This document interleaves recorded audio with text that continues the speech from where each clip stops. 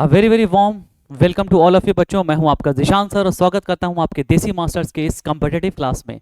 कैसे हैं बच्चों आप लोग? आशा करते हैं कि आप लोग बहुत ही अच्छे होंगे और बहुत ही एनर्जी और के साथ अपनी पढ़ाई कर रहे होंगे। मैं आपका फेवरेट जिशान सर आपके साथ एक बहुत बेहतरीन सेशन लेकर के आज हाजिर हूं, क्योंकि अब कहीं ना कहीं कॉम्पिटेटिव एग्जामिनेशन की तरफ हम लोग स्विच कर रहे हैं। बहुत सारे ऐसे इंजीनियरिंग के बच्चे हैं, बहुत सारे ऐसे पॉलिटेक्निक के बच्चे हैं जो कहीं ना कहीं एसएससी जेई से लेकर के आरआरबी जेई तक की तैयारी करते हैं। और सच में मेरा भी यही मानना है कि आप इस कंपटीशन में अपना बेस्ट परफॉर्मेंस दे पाइए। और अब बेस्ट परफॉर्मेंस के साथ मैं भी आपके साथ जुड़ गया हूं। मैं जिशान सर आपका स्वागत करता हूं, देसी मास्टर्स की पूरी टीम आपकी स्वागत करती है। इस थर्मोडायनेमिक्स सब्जेक्ट का मैं बेहतरीन सेशन लेकर के आज आपके सामने हाजिर हूं। One of the most important subject of engineering thermodynamics एक ऐसा सब्जेक्ट है बच्चों जो दोनों ही ब्रांच में, चाहे वो मैकेनिकल हो या सिविल हो, दोनों ही ब्रांच के लिए one of the most important subject है। और मेरा तो यह मानना है कि thermodynamics is the basics of the mechanical and civil engineering.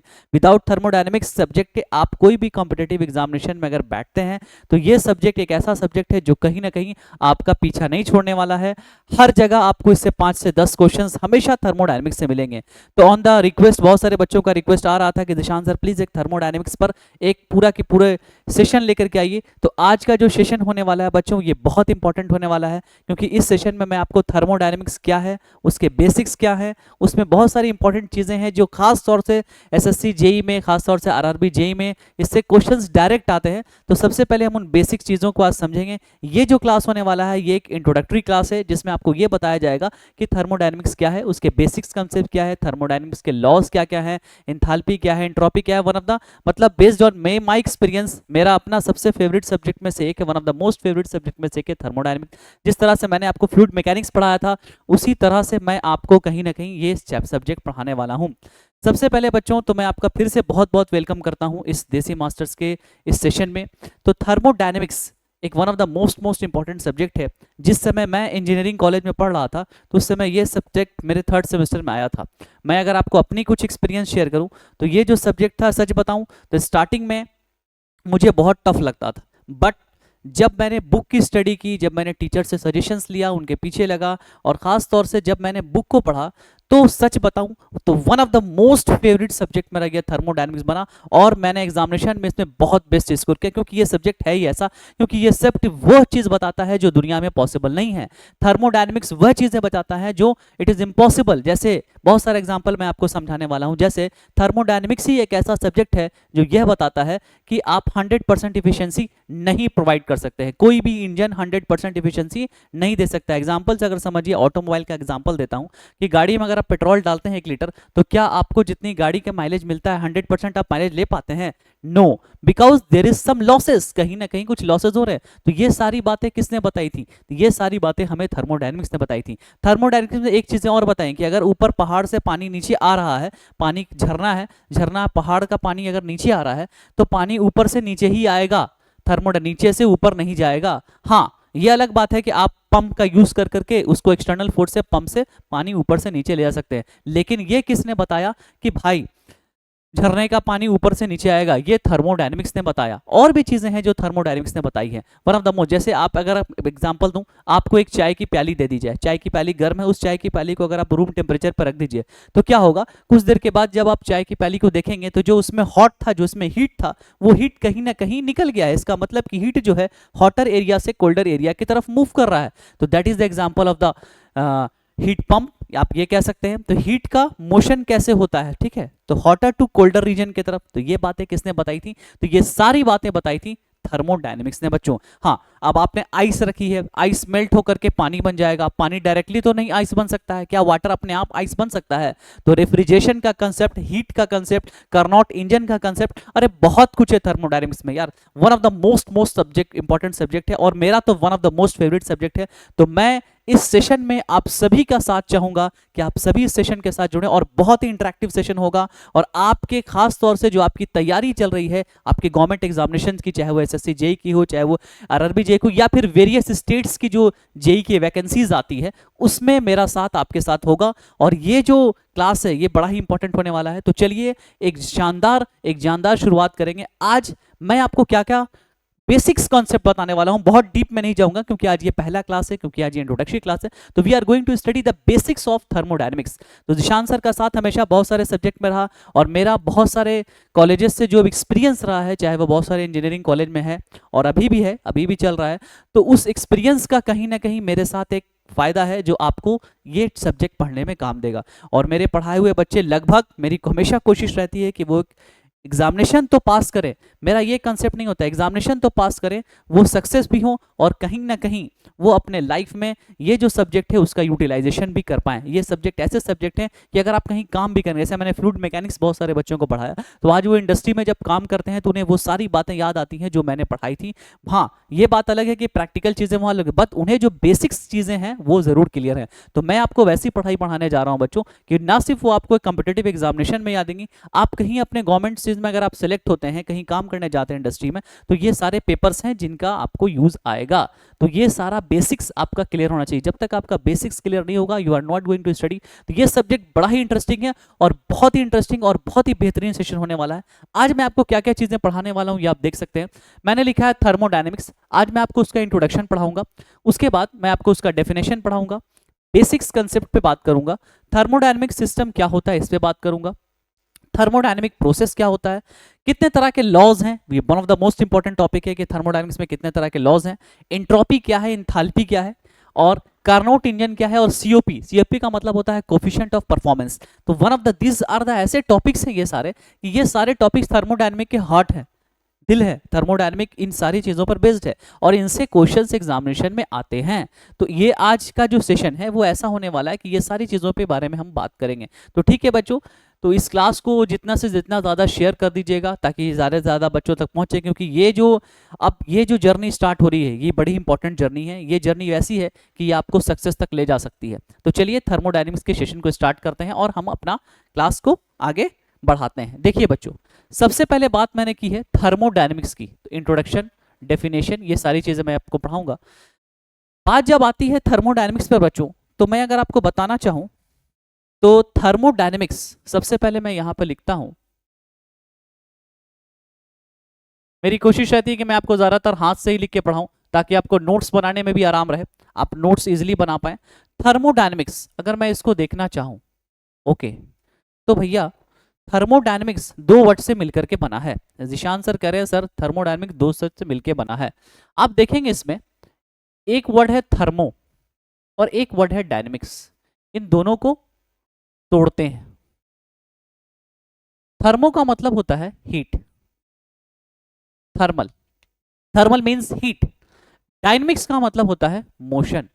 ओहो, मतलब हीट इन मोशन, इसका मतलब है कि हीट का मोशन हो रहा है, हीट फ्लो कर रहा है, हीट के अंदर एक बहाव है। तो थर्मोडायनेमिक्स क्या है? सबसे पहले अगर आपसे कोई पूछे कि what do you mean by thermodynamics, तो thermodynamics is the branch of science in which we study about, या is the branch of science which deals about the energy and energy interactions. ये याद रखिएगा, एनर्जी और energy interactions की study जो है वही है थर्मोडायनेमिक्स बच्चों। एक और तरीका है, thermodynamic is the branch of science which deals with the energy interaction between the system and the surrounding. ये बड़ा ही इंपॉर्टेंट डेफिनेशन है।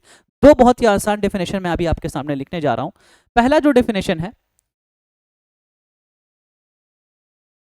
पहला जो डेफिनेशन है, ये ऐसे डेफिनेशन है, बुक में आपको बड़े बड़े भी डेफिनेशंस मिल सकते हैं, ये ऐसे डेफिनेशन है जो हम लोगों ने कम से कम इतने सारे एक्सपीरियंस के बाद सोच के बनाए हैं। तो लिखेंगे thermo dynamics is the branch of science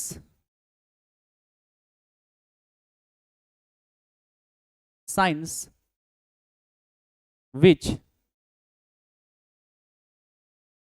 deals with the study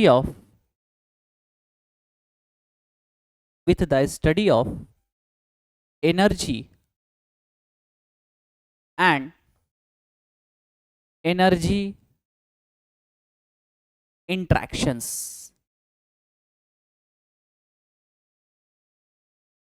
ये एक डेफिनेशन हो गया कि ये एक ऐसा ब्रांच ऑफ साइंस है जिसमें हम क्या पढ़ते हैं, एनर्जी और एनर्जी का इंट्रैक्शन पढ़ते हैं। अब सर आप बात कर रहे हैं सर ये एनर्जी और एनर्जी इंट्रैक्शन क्या है, इसको बहुत अच्छे से मैं अभी आपको समझाने वाला हूँ। देखिएगा ध्यान से, एक डेफिनेशन और मैं लिख लेता हूँ, उसके बाद आपसे बात करता हूँ। दूसरा जो डेफिनेशन कहता है, it is the branch of science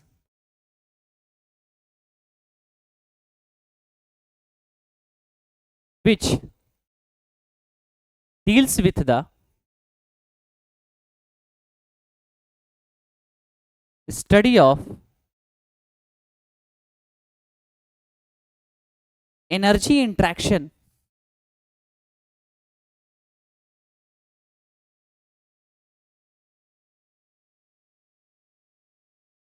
between मैं शॉर्ट में ऐसे लिखता हूं, between the system and surrounding।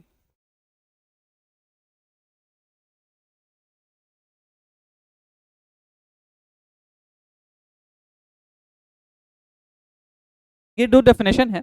पहला डेफिनेशन कहता है thermodynamics is the branch of science which deals with the study of energy and energy interaction. अब ये एनर्जी एंड एनर्जी इंट्रैक्शन क्या है, और यहां भी बात हो रही है एनर्जी इंट्रैक्शन की, तो सर ये एनर्जी एंड एनर्जी इंट्रैक्शन क्या है, तो ये एनर्जी एंड एनर्जी इंट्रैक्शन के बारे में आपको बता दूं। देखिए बच्चों, हमारे अर्थ पे, हमारी धरती पर हीट है, हीट हमें सनलाइट से भी मिल रही है, हीट हर जगह से मिल रही है, लेकिन क्या हम सनलाइट की हीट का इस्तेमाल कर पा रहे हैं कुछ ना कुछ वर्क परफॉर्म करने के लिए। तो अगर मैंने सोचा कि नहीं भाई मुझे एक बाइक, मेरे पास एक बाइक है, मैंने एक बाइक बनाई है, ठीक है, मेरे पास एक बाइक है, मैंने एक बाइक बनाई है, मुझे ये बाइक चलानी है, ठीक है।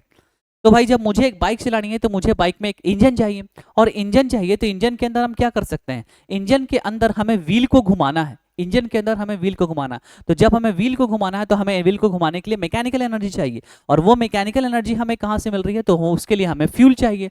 तो जब फ्यूल चाहिए तो फ्यूल क्या है, पेट्रोल है, पेट्रोल है या डीजल है जो भी है, तो वो फ्यूल को कहीं ना कहीं उसके अंदर कोई केमिकल प्रॉपर्टी है जिसके अंदर हम उसको जला रहे हैं, उसमें से हीट निकाल रहे हैं, और वो हीट का यूज हम कर रहे हैं व्हील को घुमाने के लिए। तो कहीं ना कहीं क्या हमारे पास सनरेज है, तो क्या हम सनरेज से डायरेक्टली व्हील गाड़ी चला पा रहे हैं, नहीं, सनरेज तो हम तो हीट का, क्यों, तो हीट कहीं ना कहीं जो हमारे पास है वो नन ऑर्गेनाइज फॉर्म में है, वो नन ऑर्गेनाइज फॉर्म में है, और हम उस हीट को, हम उस एनर्जी को ऑर्गेनाइज फॉर्म में ला रहे हैं ताकि हम उससे कोई काम करा सकें। तो ये चीज बड़ा ही इंपॉर्टेंट है। तो ऑर्गेनाइज फॉर्म और नन ऑर्गेनाइज, तो हमारे पास जो इन्वायरमेंट में हमारा हीट है वो है नन ऑर्गेनाइज हीट, और उस हीट को कहीं ना कहीं हम यूटिलाइज करके ऑर्गेनाइज फॉर्म में ला रहे हैं, उस हीट को कहीं ना कहीं हम यूज कर पा रहे हैं। तो यही ऑर्गेनाइज फॉर्म में लाना ही कहलाता है बच्चों एनर्जी एंड एनर्जी इंट्रैक्शंस। तो हीट को हम वर्क में कन्वर्ट कर रहे हैं, यही बेसिक कंसेप्ट है बच्चों। इस पूरे थर्मोडायनेमिक्स में दो चीज की बात हमेशा होती रहेगी, one is heat and that is the work. तो हीट को वर्क में बदल देना ही एनर्जी इंट्रैक्शन है। The change of heat into work is known as the energy interaction. बच्चों बहुत ही सिंपल कंसेप्ट से मैंने कोशिश की है, हीट तो आपके आसपास भी है, तो क्या आप उस हीट को कैसे, वो नन ऑर्गेनाइज फॉर्म में है, आप उसको कैसे ऑर्गेनाइज फॉर्म में लेकर के आ रहे हैं, ये बड़ा इंपॉर्टेंट है। ये सब्जेक्ट ये सिखाता है, ये सब्जेक्ट थर्मोडायनेमिक्स है जो ये सिखाता है कि आप उस हीट को ऑर्गेनाइज फॉर्म से कैसे नन ऑर्गेनाइज फॉर्म में लेकर के आ रहे हैं। तो ये छोटा सा एग्जांपल था जिससे मैंने समझाया। तो ये डेफिनेशंस आपको क्लियर हो गए होंगे, हीट क्या है, थर्मोडायनेमिक्स क्या है, थर्मोडायनेमिक्स के अंदर क्या क्या सर पढ़ाने वाले हैं, अब हम आगे बात करेंगे, ठीक है बच्चों। तो आपको ये कंसेप्ट क्लियर हो गया होगा, यहां तक कोई डाउट नहीं होना चाहिए। तो चलिए अब आगे बढ़ते हैं। आगे हम बात करेंगे, जहां तक अभी हम लोगों ने पहुंचा था बेसिक्स कंसेप्ट पे, अगर हम लोग बात कर रहे हैं तो हमने अभी तक क्या कर लिया है, हमने अभी तक इंट्रोडक्शन पढ़ लिया है, डेफिनेशन पढ़ लिया है। अगर हम बेसिक कंसेप्ट की बात करें तो बेसिक कंसेप्ट के अंदर हम लोग पढ़ने वाले हैं thermodynamics system. We are going to study about the thermodynamic system.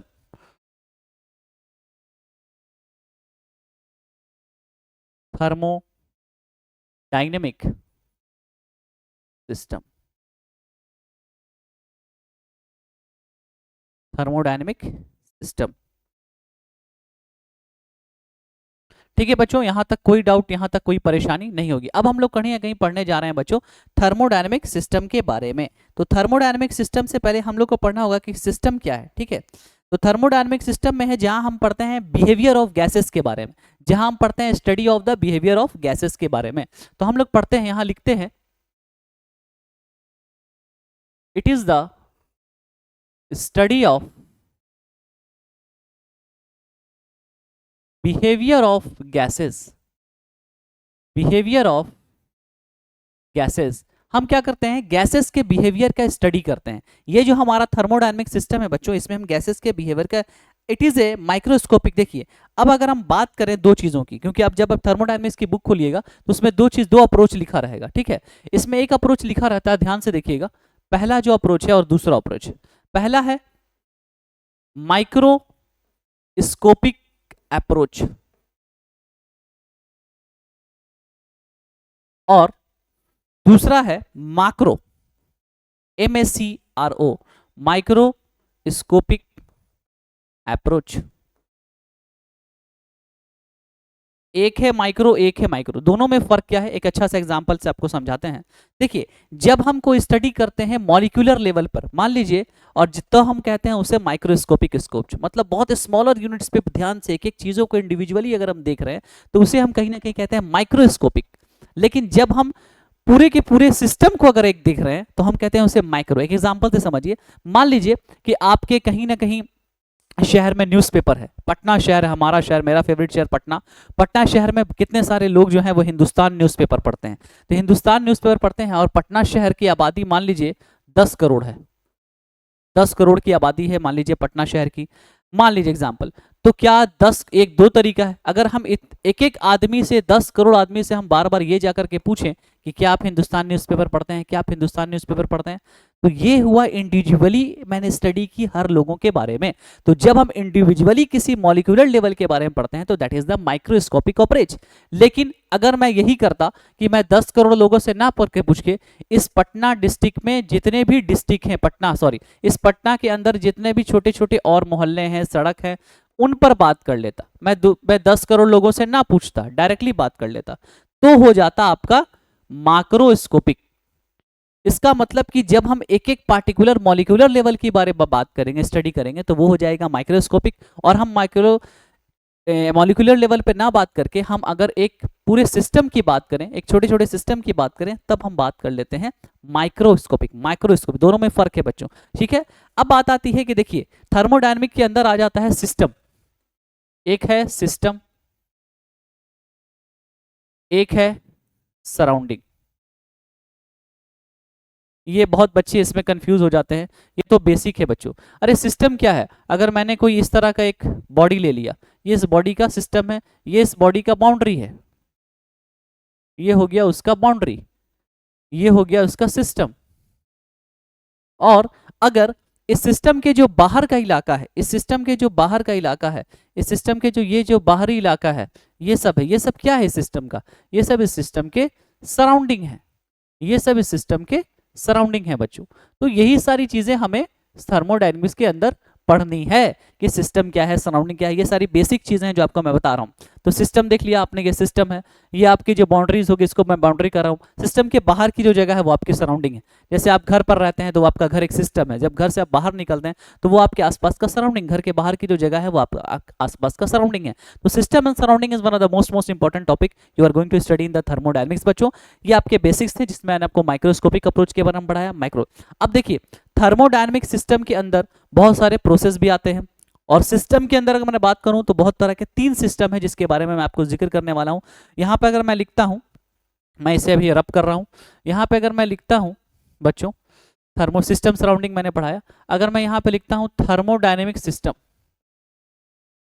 देखिए इसमें थर्मोडायनेमिक सिस्टम के अंदर हम गैस के बिहेवियर्स को स्टडी करते हैं, पढ़ते हैं कि गैस का क्या इंटरेक्शन हो रहा है सिस्टम और सराउंडिंग के बीच में। तो सिस्टम और सराउंडिंग भी आपको दिख रहा होगा।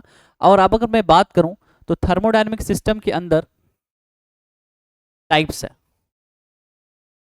Types of thermodynamic system, thermodynamic को मैं शॉर्ट में टीडी लिख रहा हूं। तो टाइप्स में आपके बहुत सारे टाइप्स हैं, सबसे पहले 3 तरह के टाइप्स हैं। नंबर 1 कहलाता है, नंबर 1 कहलाता है ओपन सिस्टम,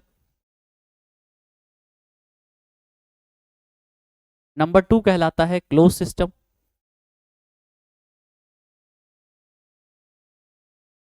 नंबर 3 कहलाता है आइसोलेटेड सिस्टम।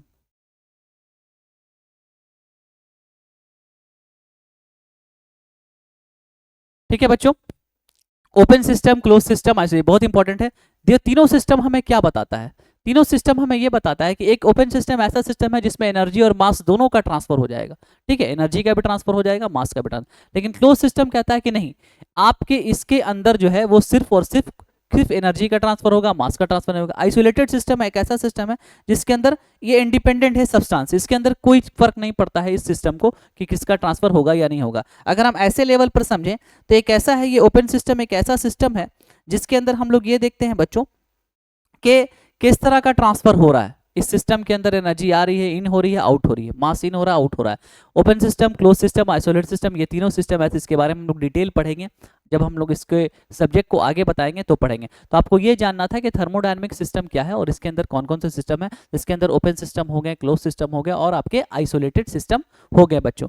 अब अगर मैं बात करूं तो एक चीज और निकल कर आ जाती है, एक आती है extensive properties and intensive property. एक एक्सटेंसिव प्रॉपर्टी है और एक इंटेंसिव प्रॉपर्टी है, ये भी बड़ा इंपॉर्टेंट है थर्मोडायनेमिक में जानना। एक्सटेंसिव प्रॉपर्टी और एक है बच्चों आपका इंटेंसिव प्रॉपर्टी। ये दोनों प्रॉपर्टी किसी चीज पर निर्भर करती है, और वो कौन सी चीज है बच्चों, ये दोनों प्रॉपर्टी कहीं ना कहीं किसी चीज पर निर्भर करती है। इसकी वैल्यू जो है डिपेंड करती है amount of size of substance present in the system. ये है amount of size of substance present in the system. किसी सिस्टम के अंदर या किसी सब्सटेंस के अंदर कितने अमाउंट में वो चीजें मौजूद हैं, मतलब कहीं ना कहीं उसके मास की बात हो रही है, उस पर ये डिपेंड करता है। Value depends upon the mass या size of the substance of the system, तो उसे कहेंगे एक्सटेंसिव प्रॉपर्टी। तो एक्सटेंसिव प्रॉपर्टी के अंदर कौन कौन से एग्जांपल हमारे हो जाएंगे बच्चों, तो एक्सटेंसिव प्रॉपर्टी के अंदर हमारा मास हो गया, वॉल्यूम हो गया, हीट हो गया। आप एग्जाम्पल में लिखिए, यहाँ पे हीट लिख लीजिए, सबसे अच्छा एग्जाम्पल है, वॉल्यूम लिख लीजिए। तो किसी के अंदर कितना सब्सटेंस मौजूद है, ये है हमारा एक्सटेंसिव प्रॉपर्टी। और इंटेंसिव प्रॉपर्टी क्या करता है, ये तो डिपेंड है, ये इंडिपेंडेंट हो जाता है। इंटेंसिव प्रॉपर्टी सब्सटेंस किसी बॉडी के अंदर कितना है या नहीं है इस पर डिपेंड नहीं करता है। तो एग्जांपल अगर हम इसका देखें तो आप टेम्परेचर ले लीजिए, ये एक अच्छा एग्जांपल है इंटेंसिव प्रॉपर्टी का। टेम्परेचर हो गया, टेम्परेचर के बाद प्रेशर हो गया, प्रेशर भी आप ले सकते हैं बच्चों। ये इंडिपेंडेंट होता है साइज के, ये इंडिपेंडेंट ऑफ साइज, इसको साइज से मतलब नहीं है सब्सटेंस के, इंडिपेंडेंट ऑफ साइज। तो आपके एग्जांपल में टेम्परेचर हो गया बच्चों, प्रेशर हो गया। तो मैंने आपको यहाँ पे पढ़ाया कि थर्मोडायनेमिक सिस्टम के अंदर तीन सिस्टम होते हैं, एक होते हैं ओपन सिस्टम, दूसरे होते हैं क्लोज सिस्टम, तीसरा होता है आइसोलेटेड सिस्टम। उसके बाद हमने बताया कि एक्सटेंसिव प्रॉपर्टी क्या होती है, तो ये डिपेंड करती है आपके अमाउंट ऑफ साइज के, इस पर डिपेंडेंसी होती है, जैसे कि आपका इसका एग्जाम्पल हो गया हीट हो गया, वॉल्यूम हो गया। लेकिन इंटेंसिव प्रॉपर्टी डिपेंडेंसी नहीं होता है, ये इंडिपेंडेंट होता है साइज ऑफ द सब्सटेंस के हिसाब से। और इसके एग्जाम्पल के अंदर आपके टेम्परेचर हो गए और प्रेशर हो गए। तो ये सारी कुछ ऐसी सी इंपॉर्टेंट चीज़ें हैं जिसके बारे में मैं आपको और भी आगे डिस्कस करूंगा। अब मैं आगे बढ़ता हूं और आगे की कहानी अब शुरू करते हैं। आगे आप क्या मैं आपको बताने वाला था बच्चों, आगे मैं आपको बताने वाला था थर्मोडायनेमिक सिस्टम। अब मैं थर्मोडायनेमिक्स प्रोसेस और लॉज ऑफ थर्मोडायनेमिक्स के बारे में बात करूंगा। तो थर्मोडायनेमिक सिस्टम मैंने आपको पढ़ा दिया, थर्मोडायनेमिक प्रोसेसेस के बारे में मैं भी आपको पढ़ा दिया, जो आपके एक्सटेंसिव प्रॉपर्टी और इंटेंसिव प्रॉपर्टी है। अब मैं बात करने वाला हूँ आपके लॉज ऑफ थर्मोडायनेमिक्स की, जो कि one of the most important चीजें हैं, लॉज ऑफ थर्मोडायनेमिक्स।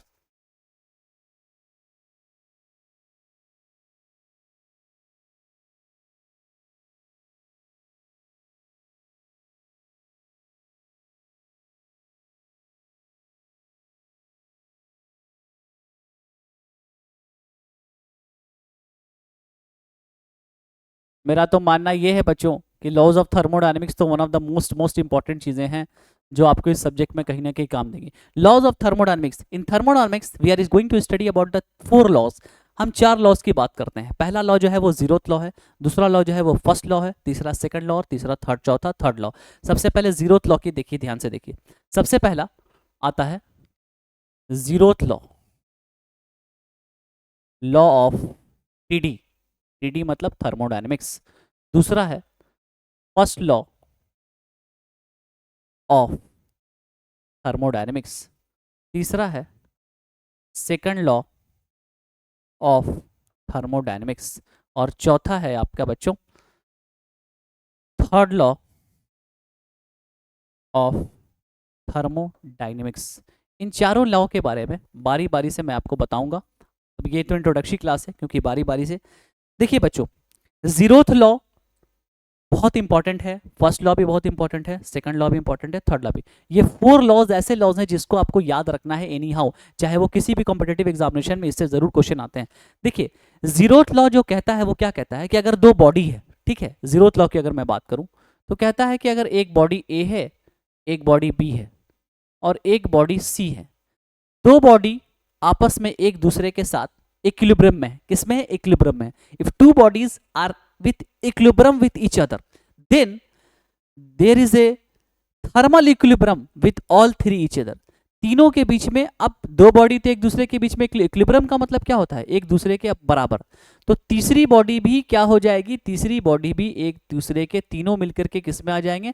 तो तीनों मिलकर के आ जाएंगे थर्मल इक्विलिब्रियम में, मतलब तीनों के अंदर हीट का फ्लो बराबरी से होगा। तो दो बॉडीज के साथ तीसरी बॉडीज के अंदर भी थर्मल इक्विलिब्रियम, ये है जीरोथ लॉ का कंसेप्ट। ये है बच्चों जीरोथ लॉ का कंसेप्ट जिसको मैंने आपको बताया था। और इसे किसने दिया था? इसे दिया था आर.एच. फुलर, जो साइंटिस्ट थे उन्होंने इसे प्रोवाइड किया था। आर.एच. Faller, RH. फॉलर ने इसे दिया था बच्चों। तो ये सारी ऐसी चीजें हैं बच्चों जिसको हम लोग लेकर के कहीं ना कहीं चल रहे हैं। तो जीरोथ लॉ के बारे में बात मैंने कर ली, आपको जीरोथ लॉ के बारे में मैंने बता दिया कि जीरोथ लॉ क्या है, ठीक है। Two systems in equilibrium with a third systems are in thermal equilibrium with, वही बात है, दो सिस्टम आपस में है और फिर साथ में थर्मल इक्विलिब्रियम। अब अगर मैं बात करता हूँ फर्स्ट लॉ की, तो फर्स्ट लॉ हो सकता है कि देखिए बच्चों बीच में अगर आपका ये इंटरेक्टिव सेशन से अगर कभी कभी रुक जाए या लाइट कभी चले जाए तो बीच में वीडियोस रुक भी सकता है, तो इसका सेकंड लेक्चर भी आपके सामने आ जाएगा। फर्स्ट लॉ ये बात करता था कि फर्स्ट लॉ के अंदर होता था कि एनर्जी कंजर्वेशन की बात आती थी, एनर्जी कंजर्वेशन, एनर्जी कंजर्वेशन। और फर्स्ट लॉ जो था वो बेस्ड था law of energy of conservation पे। Energy can neither be created nor be destroyed, it can only transform from one form to another form. Energy को हम सिर्फ एक फॉर्म से दूसरे फॉर्म में ट्रांसफर कर सकते हैं। और इससे हमारा क्या कंसेप्ट निकल के आया था? इंटरनल एनर्जी का, इंटरनल एनर्जी का। कुछ टेक्निकल इशू चल रहे हैं, हो सकता है वीडियो अगर आपका यहाँ से शट हो जाए तो कोई बात नहीं है, अगले बार यहीं के बाद से आपको वीडियोस मिल जाएंगे। सेकंड लॉ कहता था आपके बारे में, सेकंड लॉ ने एंट्रोपी का कंसेप्ट हमें बताया। सेकंड लॉ ने हमें किस चीज का कंसेप्ट बताया बच्चों? एंट्रोपी का। देखिए बच्चों जो फर्स्ट लॉ था, first law states that energy can neither be created nor be destroyed, it can only transform from one form to another form. Energy को हम ना तो क्रिएट कर सकते हैं ना ही इसे खत्म कर सकते हैं, इसको बस हम ट्रांसफॉर्म कर सकते हैं। तो फर्स्ट लॉ से हमें क्या बात निकल के आई कि फर्स्ट लॉ से हमें ये निकल के आई कि हम जो है इंटरनल एनर्जी के कंसेप्ट पे बात करेंगे, हम बात करेंगे इंटरनल एनर्जी के कंसेप्ट पे बच्चों। तो यहाँ पे हमारा जो बात निकल के आई बच्चों एनर्जी कंजर्वेशन पे कि वो था कि अगर हम हीट देते हैं तो ये निकल के आया डेल क्यू बराबर del U plus del W. ये फॉर्मूला था जो हम डेल क्या बताता है? चेंज को बताता है, चेंज इन हीट। यू जो है ये आपका इंटरनल एनर्जी है, डब्ल्यू जो है वो आपका क्या है? वर्क है। तो ये चीज याद रखिएगा, ठीक है बच्चों, ये बहुत इंपॉर्टेंट कंसेप्ट है। सेकंड लॉ ने हमें क्या सिखाया? सेकंड लॉ ऑफ थर्मोडायनेमिक्स बड़ा ही इंपॉर्टेंट था।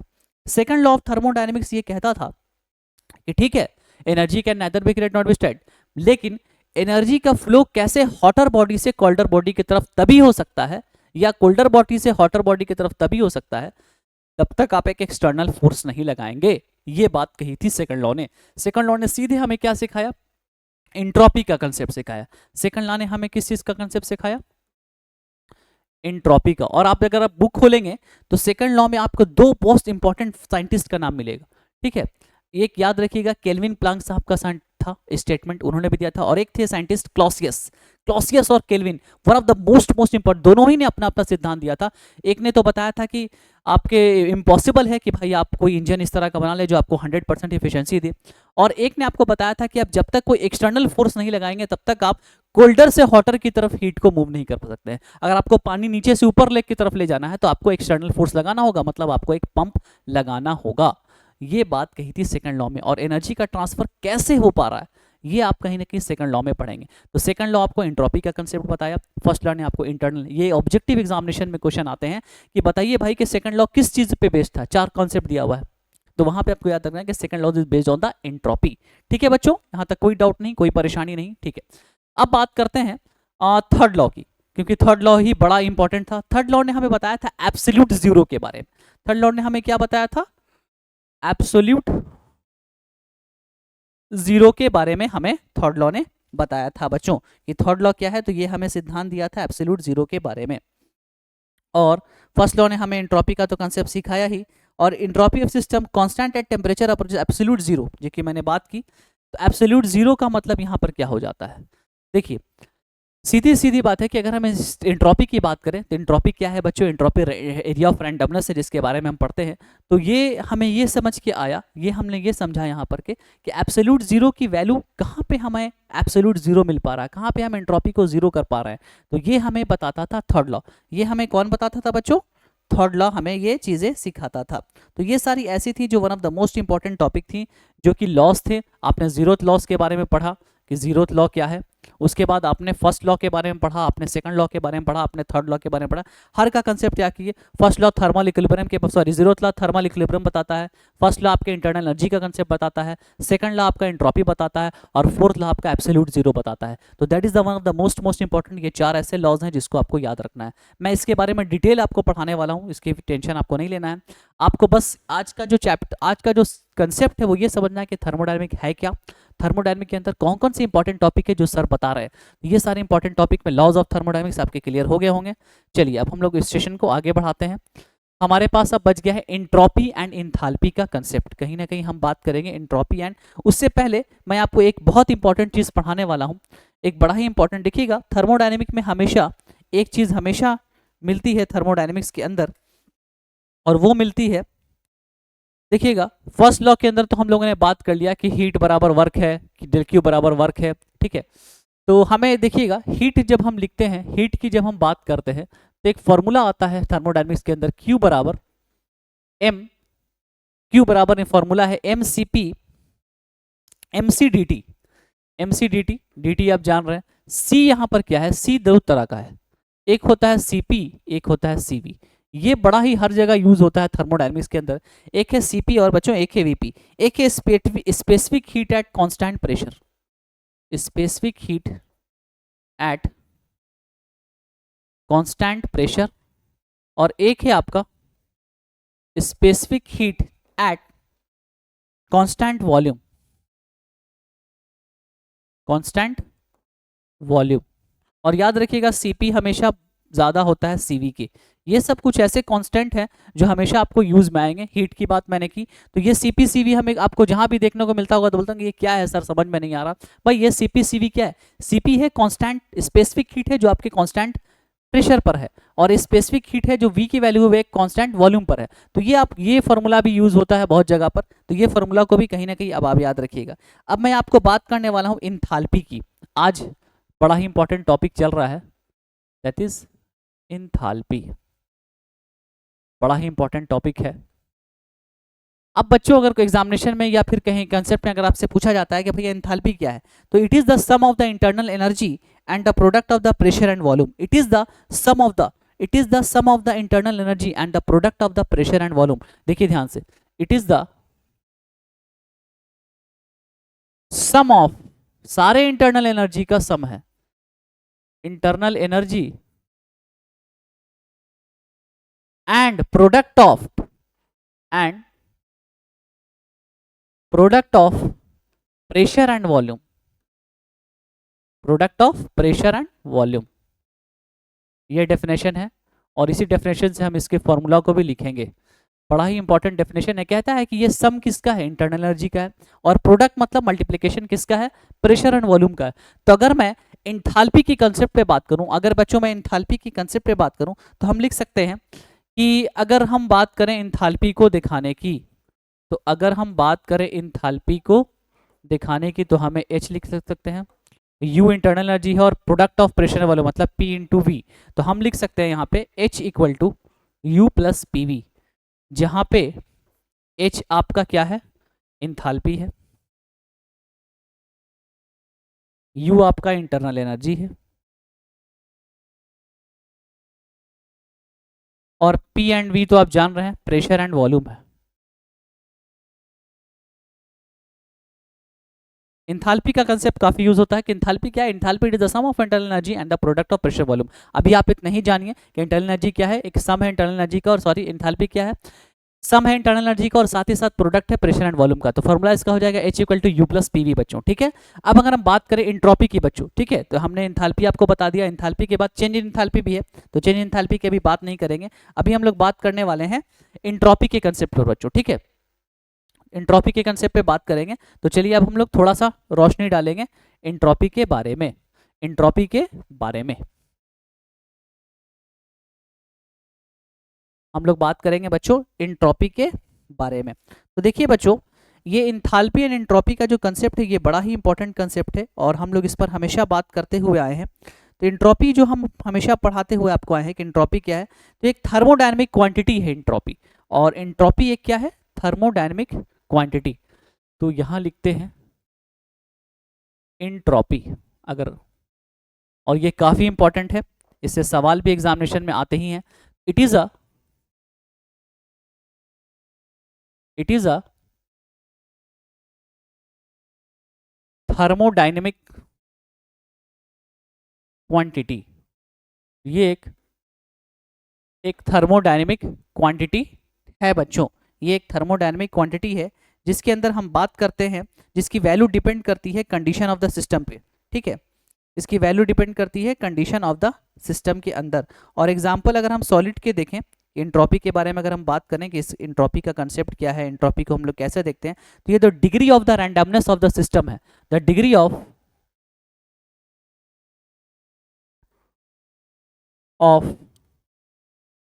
randomness of the system is known as entropy, is known as entropy. इसका मतलब क्या हुआ कि किसी भी सिस्टम के अंदर अगर हम लोग रैंडमनेस किसी भी चीज़ों को सिलेक्ट करते हैं, किसी भी चीज़ों को देखते हैं, तो वो हम कहीं ना कहीं उसकी एंट्रोपी के बारे में बात कर रहे हैं। तो चेंज इन एंट्रोपी भी हम निकालते हैं, तो चेंज इन एंट्रोपी हम थर्मोडायनामिक्स के अंदर हमेशा से निकालते हुए आए हैं बच्चों। तो एंट्रोपी का कंसेप्ट हमेशा से चला, और एंट्रोपी सिस्टम में हम लोग लिख सकते हैं del Q upon del T के बारे में बात कर सकते हैं। Del S equal to del Q upon del T, ये कहता है del S equal to del Q upon del T. तो ये डेल हमेशा बात कीजिएगा चेंज इन एंट्रोपी की, डेल हमेशा किसकी बात करेगा, चेंज, डेल यहाँ पे चेंज इन एंट्रोपी है, और हीट ट्रांसफर ये है change in entropy, change in entropy,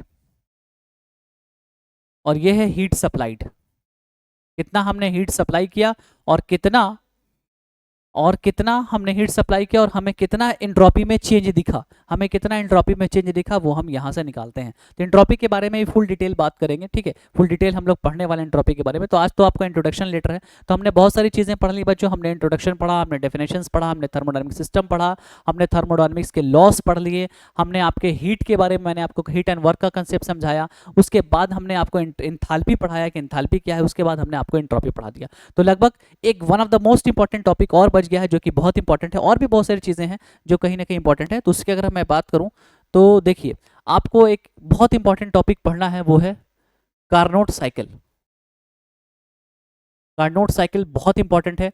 ये हमारे सादी कार्नोट एक साइंटिस्ट हैं, सादी कार्नोट, और मुझे सन थोड़ा बहुत याद है या नहीं याद है, सादी कार्नोट सप्टेन थे जिसने 1824 में 1824 में उन्होंने अपना एक सिद्धांत दिया था, अपनी एक साइकिल दी थी जिसका नाम था कार्नोट साइकिल। कार्नोट साइकिल क्या कहता था, कार्नोट साइकिल एक पूरा साइक्लिक प्रोसेस है जिसके अंदर लगभग 4 प्रोसेस होते थे, और ये हमेशा इसने अपने हमेशा एक कंसेप्ट ये बताया था कि एक इम्पॉसिबल है भाई कि एक इंजन 100% इफिशिएंसी प्रोवाइड करे। जिसका कोफिशिएंट ऑफ परफॉर्मेंस कैसे निकालते हैं इसके बारे में बात करते हैं। एनी सिस्टम वर्किंग बिटवीन, आप देखिए ध्यान से, ये क्या क्या कहता था, ये कहता था कि कोई भी system, any system working between two reservoirs, working between two reservoirs, दो रिजर्वायर की बात कर रहा है।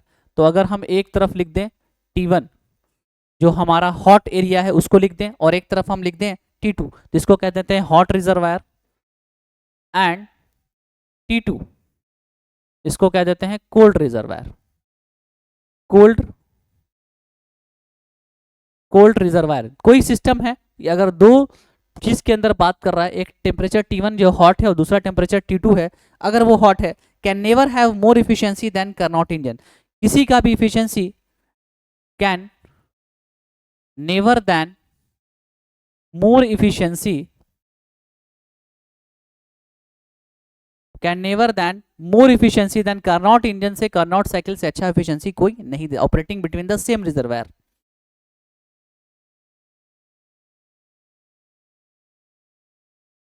Between the same reservoir, same reservoir है। कहता था कि दो सिस्टम है, एक है T1, दूसरा है T2। इस तरफ अगर मैं हॉट की बात करूं और इस तरफ मैं अगर कोल्ड की बात करूं, तो कोई भी सिस्टम है, अगर दो ऑपरेटिंग प्रेशर के बीच में ये सिस्टम है, काम कर रहा है, तो ये कहना था कि कोई भी सिस्टम हो, लेकिन अगर दोनों लेकिन वो कार्नोट साइकिल से, कार्नोट इंजन से बेहतर इफिशिएंसी नहीं दे सकता है। ये किसका कहना था? ये कहना था सादी कार्नोट साहब का। तो ये आपको थर्मोडायनामिक्स से पढ़ना है और इसके बाद में आपको इसके फॉर्मूलाज वगैरह भी डिराइव करने हैं, इसका कोफिशिएंट ऑफ परफॉर्मेंस निकालना, बहुत कुछ करना है जो हम लोग कहीं ना कहीं इस पूरे के पूरे सब्जेक्ट में पढ़ने वाले हैं। तो कार्नोट साइकिल बहुत इंपॉर्टेंट है, इससे क्वेश्चन आते हैं। और भी बहुत सारे ऐसे साइकिल है जिसके बारे में मैंने आपको बात की है बच्चों। इसका एफिशिएंसी निकालने के लिए आता है बच्चों। तो हम एफिशिएंसी से क्या जानते हैं? हम अगर एफिशिएंसी की बात करें, इफिशिएंसी को हम इससे दिखाते हैं, तो ये हम वर्क डन बाय हीट भी कह सकते हैं। कितना हमने वर्क काम मिला, हमें कितना काम मिला और कितना हमने हीट सप्लाई किया। तो अगर हम इसको निकालना चाहे, एफिशिएंसी को निकालना चाहे, तो वर्क डन बाय हीट हम निकाल सकते हैं। ठीक है, तो हम अगर वर्क डन का फॉर्मूला लिखे तो Q1 minus Q2 by Q1 हो सकता है। लिख सकते हैं कि Q1 हमने हीट दिया, Qt हमें हीट मिला और Q1, तो हम यहाँ से कॉमन निकाल लेते हैं और कॉमन निकालने के बाद हमारे पास जो वैल्यू निकल के आ जाएगी वो हमारे पास आ जाएगी 1 minus Q2 by Q1, 1 minus T2 by Q1, और हम इसे लिख सकते हैं 1 माइनस T2 अपॉन T1, क्योंकि हम ऑपरेटिंग प्रेशर के बीच में तो हमारी इफिशिएंसी जो कार्नोट इंजन की निकल के आएगी वो आ गई है। तो देखिए, आप कार्नोट में आपको पढ़ना है, ये पूरा पढ़ना है। ये आपका प्रेशर हो गया, ये आपका वॉल्यूम होगा, PV diagram, TV diagram, TS diagram. आप देखेंगे इस तरह का आपको साइकिल मिलेगा, है ना। 1 प्रोसेस, 2 प्रोसेस, 3 प्रोसेस और आपके 4th प्रोसेस। कहाँ पे एडियाबैटिक प्रेशर हो रहा है, कहाँ पे आइसोथर्मल प्रोसेस हो रहा है। आप कुछ प्रोसेस के बारे में मैं आपको बता देता हूँ, कुछ कुछ प्रोसेस है जो प्रोसेस आपको याद रखना है। तो ये तो था कार्नोट के बारे में। तो ये जो इंपॉर्टेंट है, ये बहुत इंपॉर्टेंट है, इसकी स्टडी आपको आनी चाहिए थर्मोडायनेमिक्स के अंदर। एक आता है आपका बहुत सारे प्रोसेस, थर्मोडायनेमिक प्रोसेस। ये आपका लास्ट टॉपिक है आज का,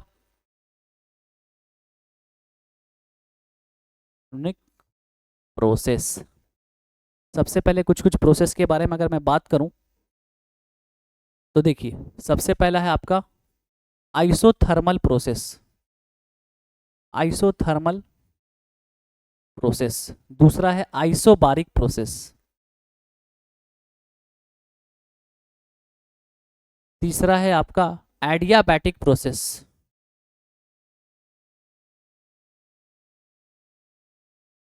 चौथा है आपका साइक्लिक प्रोसेस। और भी बहुत सारे प्रोसेस हैं बच्चों जिसके बारे में मैं आपको बताना चाहूंगा। Reversible process, irreversible process. ठीक है बच्चों, नाम से पता चल रहा है आइसोथर्मल। आइसोथर्मल पे क्या कांस्टेंट? आइसोबारिक प्रेशर कांस्टेंट, इस पर pressure constant. Isothermal temperature constant. ये एक ऐसा प्रोसेस है जिसमें कोई भी चेंज होगा बट टेम्परेचर कांस्टेंट रहेगा। आइसोबारिक ऐसा प्रोसेस है जिसमें कोई भी प्रोसेस होगा लेकिन प्रेशर कांस्टेंट रहेगा। एडियाबैटिक प्रोसेस बड़ा ही इंपॉर्टेंट प्रोसेस है बच्चों। ये एक ऐसा प्रोसेस है बच्चों जिसमें ना तो हीट अंदर आता है और ना तो हीट बाहर निकलता है। No heat